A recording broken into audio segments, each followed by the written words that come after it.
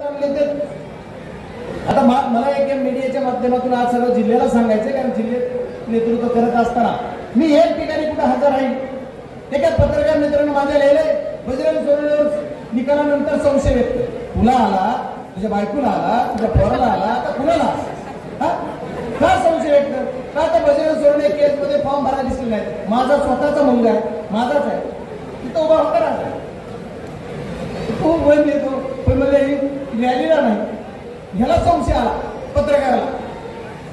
आता ह्याला संशय आला कसा आला तेच कळाला. अरे माझ्या जीवापाड प्रेम मी माझ्या मतदारसंघावर करतो, त्या मतदारसंघातल्या माझ्या जनतेने मी लोकसभेला जेवढं झटलो नसतं त्याच्यापेक्षा 5 पट विधानसभेला झटलो, मलाही सिद्ध होतं, मलाही झटत होतो मी. आणि पवार साहेबांवर निष्ठा ठेवून काम करणारा कार्यकर्ता म्हणल्यानंतर त्याच्यामुळे पत्रकार मित्रांनी सुद्धा जरा एखाद्याचं बरबाद होईल असं काही करू नका. जरा ठीक आहे, मी असतात सत्तेच्या बाजूचे मान्य, मला आज देत काय सगळं काही अडचण नाही, पण सगळं सत्य लिहा. आधारस्तंभ लोकसभेचे 14 तुम्ही खरं लिहा आणि खरं असलं तर बिंदास लिहा. काय लिहायचं